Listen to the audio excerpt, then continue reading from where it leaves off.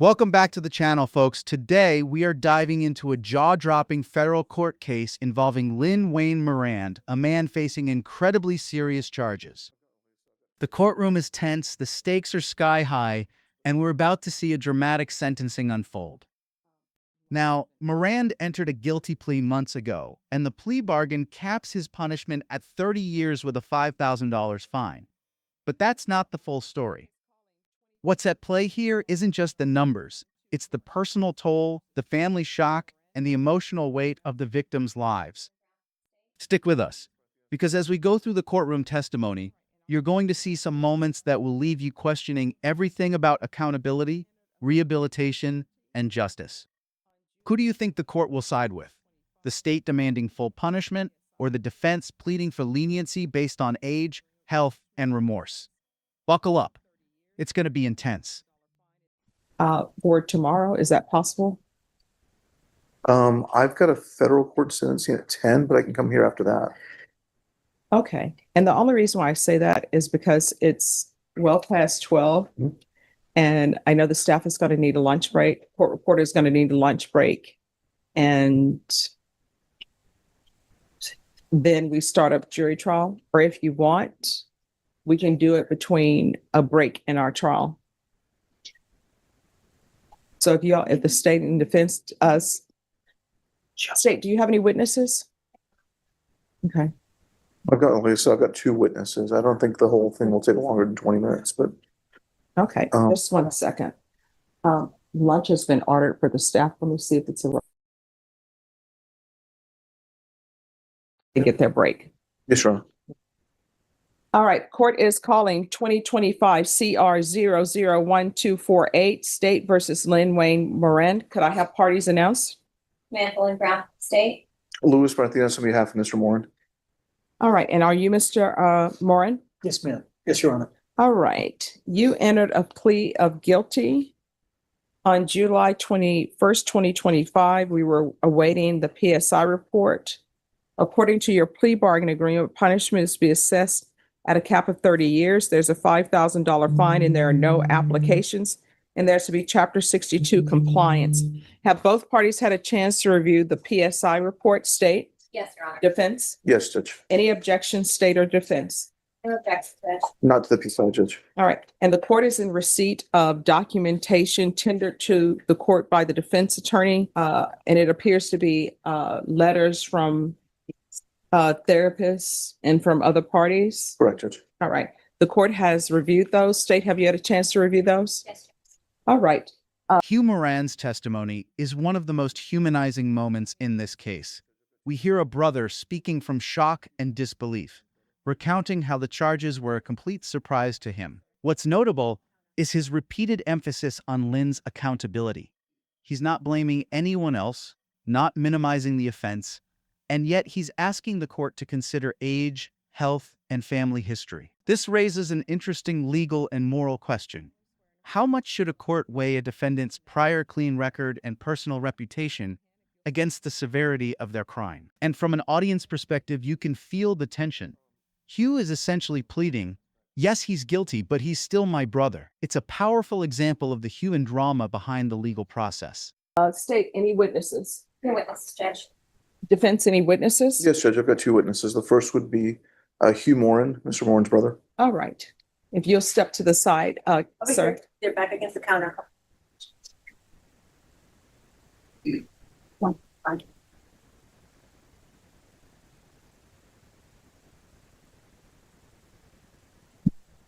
All right, could you raise your right hand for me, please?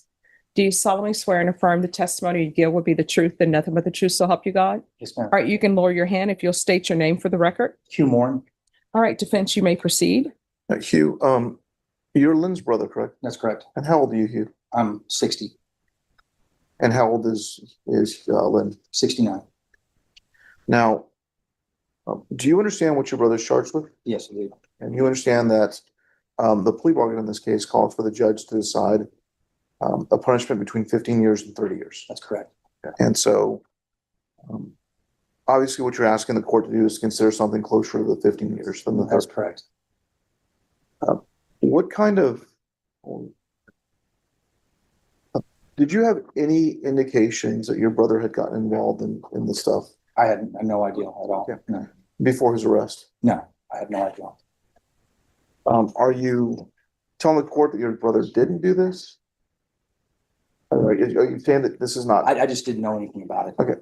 but, Prior to the arrest, I had no idea. but in speaking with your brother, he's taking accountability for it, right? That's correct, yes. Has he tried to blame anybody else to you No. guys? No, Has he minimized it or somehow said, hey, look, you know what, this is just a big mistake? no, not at all. Mm-mm. He's taking full credibility for what he's done. Okay. And so, I mean, this is not, obviously, this is a very troubling case, right? Uh-huh, yes, And you understand that there are real victims when it comes to this material. as far as I know, I'm not real familiar with it, but. No, what I'm saying is, I mean, these aren't generated images. I mean, there are children that get photographed. Right, So, yes, so no one's minimizing that. that's correct. But prior to your brother's arrest here, what kind of a reputation did he have? Was hardworking. He's worked in the medical field for 30-something years, and has great friends and been an uncle to my son and everything, and had good interactions with him and stuff like that. How many grandchildren are in your family? I only have one son, Yeah. and he's 30. And there were never any indications that that Lynn might be doing anything appropriate No. with the children family? No, Yeah, were there, we have a real small family. I mean, it's down to just me, Lynn, my son now at this point. but no rumors or whispers in the extended family that No. anything improper had ever happened? No clue, no idea. Hadn't heard anything like that at all. Ever. And so when he got charged with this was just a complete and total shock, It was a complete, total shock to me. Yes, that's correct. because this really is not consistent at all with the Lynn that you've known for your That life. is correct. Yes, yes, sir. And so in talking to your brother, you said your brother took responsibility, right? Mm-hmm. Yes. And he made it known to you that he's been hiding this part of his life from Oh, everybody else. yes. Uh-huh.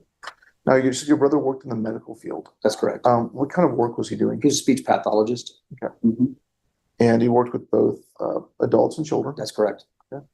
And were you aware of any kind of complaints or any reports of impropriety? He'd had a clean record, worked there forever, no problems, no write-ups or anything. Yeah. And the pre-sentence report in this case indicates that he doesn't have a criminal history. Is that consistent That's with what you correct. know? Yes. He's never been in trouble at all. And your brother's 69 years old. Mhm. And how is his health? Let me ask you. I know he has diabetes, a little bit of asthma, and he's got arthritis. So, I mean, health issues that are consistent with a man his age. Right, correct. That's correct.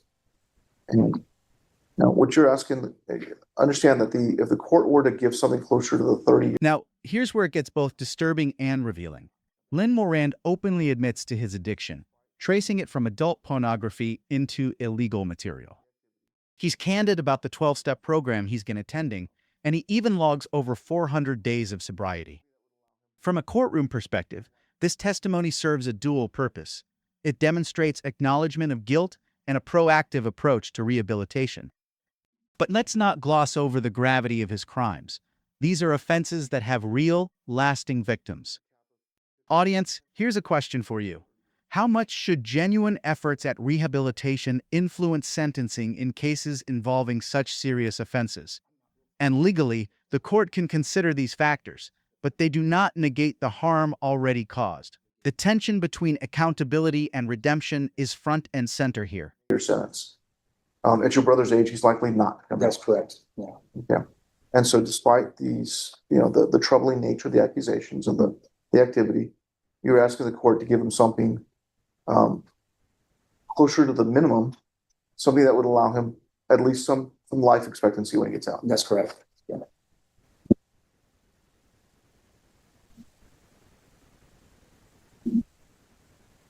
Now, I've talked about the plea bargain that was a cap of 15 years, essentially anything between, cap of 30 years, Mhm. anything between 15 and 30 years. Yes. Okay. Is there anything unfair about that range of punishment? I'm not real familiar with this, but I would feel that, the fact that he's never been in trouble before, that they could possibly give him closer to 15. Okay. Yes. So what I'm saying is, given the nature of the activity, it's not unfair to see him going and doing prison time, right? Right. Okay. I mean, you're not happy about that. No. You wish there were another way, right? Sure. But you understand that him being punished this way is it is fair and it's appropriate. That's correct. Yes. I'll pass witness. Any questions? All right, thank you so much for Thank coming in. All right, call your next witness. Lynn Warren. All right, could you raise your right hand? Do you solemnly swear or affirm the testimony you give will be the truth and nothing but the truth, so help you God? Do. All right, you can lower your hand, state your name for the record. Wayne Moore. All right, you may proceed, counsel. Lynn, in looking at the PSI, it looks like you've never had any criminal history. Is that correct? That's correct.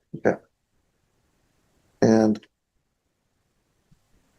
so the first time you wind up in court is for something serious like this. Yes, sir. I'm looking at the PSI and it looks like you acknowledged guilt in this case.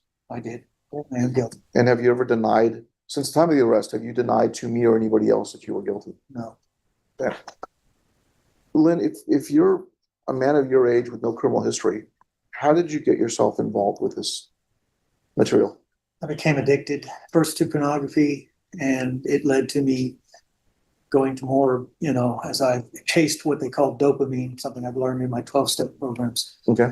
I started doing more edgier and edgier stuff until I crossed the line. Mhm. And I just, once I did that, I got hooked on a very perverse medium, Mhm. but it was the medium I was addicted to. Right.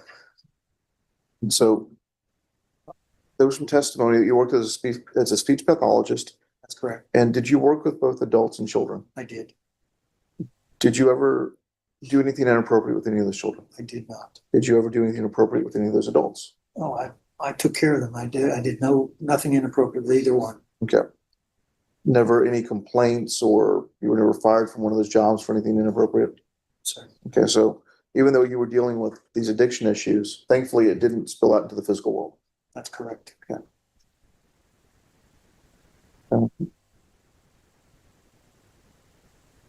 Since the arrest, have you taken any measures to deal with your addiction? I have. I've joined a 12-step program that's called SPAS, Sex and Porn Addicts Anonymous. Okay, and so there are 12-step programs for those sorts of addictions. There are. Okay, and are they? And I'm not going to ask for anyone's identity, obviously, but are they sparsely attended, or are there actually significant amounts of people that are in them? They sometimes have as many as over 70 people. They do a Zoom meeting. Okay. And the one I go to is on the West Coast, Okay, and it has a very good attendance. And, it helps us to kind of deal with the, just like the AA 12-step model. Mhm. They lead us through how to find relief, or, to be able to live without this. live with, learn how to manage it and Yeah. not let it rule my life. Okay, and so in doing so, in these 12-step programs,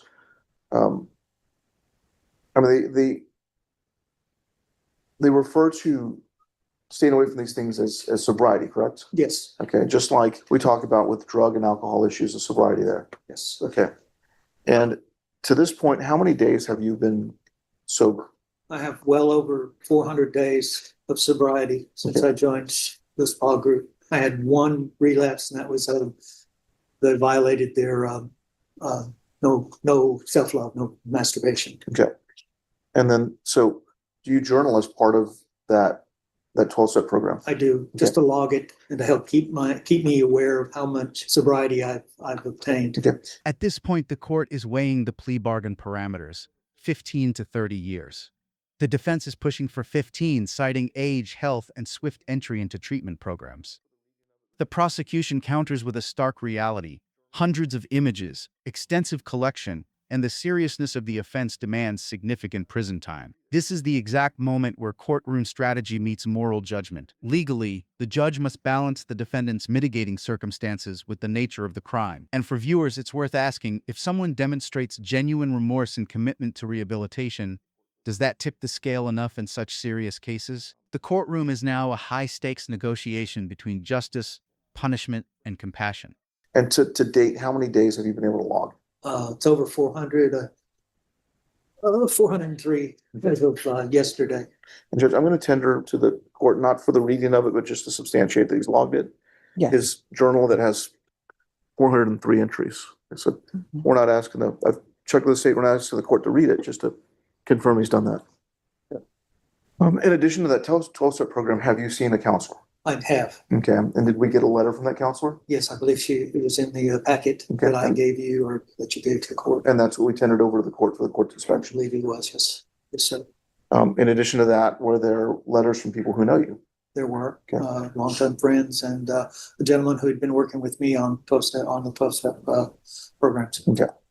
And I would assume that you are appreciative that these people have stuck by your side.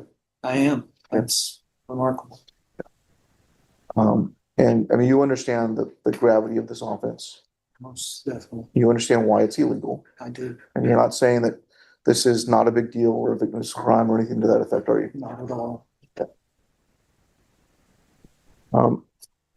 You, as part of the deal and part of the conviction on this offense, you are going to have to be registered as a sex offender if and when you ever do leave prison. Yes, sir. Okay. And you intend to keep up with your treatment and sobriety even after you're released? Yes, sir. And- I want to maintain sobriety. I don't want to ever go back into this at all. Okay. And it does look like the measures you've taken have helped you to maintain that. They help me keep sober and keep my focus and not stray into perversity. And In addition to that treatment, what kind of health issues do you have? I have diabetes, and I have some mild hypertension and occasional asthma and arthritis. Okay. Are you on any kind of medications right now? I have several medications that I take, Okay. both for diabetes and for my hypertension. Okay. And all those are listed in the PSI, correct? It should be, yes. Now, Lynn, what are you asking the court to consider in this case? I'm guilty, so I understand that there needs to be consequences for that, but I just ask that they be reasonable, that you take into the fact that this is my first offense. I've lived a good life. I've worked a good job, tried to take care of people who have disorders and help them to get better. Yeah. Let me stop you there. You've Okay. been on bond for quite a while in this case. I have since February or March of last year, I think. Okay. And we've had no bond violations or issues with that. I'm sorry. You've always showed up to court when you needed to. I have shown up. Okay. Done my due diligence. And so you're asking the court to consider something closer to the 15-year range. I think that would be fair. That would be in keeping with Okay. what I've done. But I mean, you understand that prison time is appropriate in this case. Yes, sir. Okay. I understand. You're There's not- a consequence for bad actions, Okay. for breaking the law. I'll pass the witness. Any questions? Mr. Ryan, when did you start seeing a therapist for your issues? Right after I was arrested, or they had searched my home, I realized that I was in trouble and I needed to take care of my problems. So I saw a therapist first just for emotional disorder, and then I was referred to a sex therapist, certified CSAT, I believe is what. Currently. And when you were looking at this material, you said you started out with pornography, but then you started getting it. And here it is, the moment of reckoning. Judge Boyd sentences Lynn Moran to the full 30 years, a $5,000 fine, and mandatory Chapter 62 registration. No appeal rights remain due to the plea agreement. This is a no-nonsense ruling, underscoring the severity of the offense and the court's commitment to protecting the public. For viewers, it's a sobering reminder that even with rehabilitation efforts, the legal system prioritizes the scope of the crime and its impact on victims. The judge acknowledges the defendant's progress, but makes it clear the punishment must fit the crime. This is justice in its strictest form, and it leaves the courtroom and us processing the full weight of the sentence. Into but other things, and that other things included child pornography, correct? That's correct. And when you were searching for this information on the internet, To wrap up, Lynn Moran is facing 30 years in prison for one of the most serious offenses a court can address, despite decades of a clean record and significant efforts toward rehabilitation. This case highlights the delicate balance judges must strike between accountability, punishment, and personal growth. The takeaway? The legal system weighs both the severity of the crime and the defendant's character. but some actions carry consequences that cannot be softened. If you found this case as shocking as we did, make sure to hit that like button, share your thoughts in the comments, and don't forget to subscribe for more jaw-dropping courtroom breakdowns. We break down the drama, the rulings, and the human stories behind the headlines, so you won't want to miss a single case. You had to learn all of the new terms and all of the ways to look this stuff up. It's not just widely available, right? You have to have the right terms, correct? Well, you kind of have to know where to look, yeah, and the search parameters. So you use Bing and Chrome on most of those searches? Not Bing or Google or whatever the search engine was. Among the things you searched for, that included sex tourism, child. Is that accurate? I did look at that, just to see what that was. Possibly. No other questions? All right, thank you. I'll hear brief argument. State. Judge, the content of this defendant's electronic devices, this wasn't minimal casual viewing. This wasn't a one-off. This was intentionally collecting material of not one child, not two children, hundreds of children. There were over 800 images identified, and an estimate of what was probably on that device was 1,200 images of child pornography. In addition to those images of child pornography that were found, tagged, and identified, when the officers searched his home, they identified a book that was signed, had something to the effect of someone with similar interests. It was titled Daddy's Girl, and it described grooming and sexual abuse and exploitation. Judge, it's a horrendous offense. The punishment range is what it is for a reason. I would ask the court to follow the plea agreement sentence under the max 30 years. All right, defense. Judge, I mean, there's no excusing this behavior. And as Mr. Warren himself has told you, prison time is appropriate. But we do, I'd ask the court to consider the fact that he is pushing 7 years old. He has no previous history. He has health issues. And whatever the court gives him, the vast majority of his life expectancy is going to be spent in prison. The reality of it, Judge, is that we have people in this county that are on probation who have admitted to touching children. We have people deferred in this county who have engaged in possession of child pornography. And while that wouldn't be appropriate in Mr. Warren's case, we'd ask the court to consider the 15 years. I mean, 15 years is not 15 months. It's not a year. It's not probation. And it's an aggravated offense, so he's going to do the vast majority of that 15 years. Given the circumstances in this case, the fact that Mr. Warren very quickly after being discovered got into treatment, has stayed away from this, and has maintained his sobriety in this case, we're asking the court to consider giving him 15 years in this case. All right. Mr. Moran, I want you to know that I've listened to everything that your attorney has said.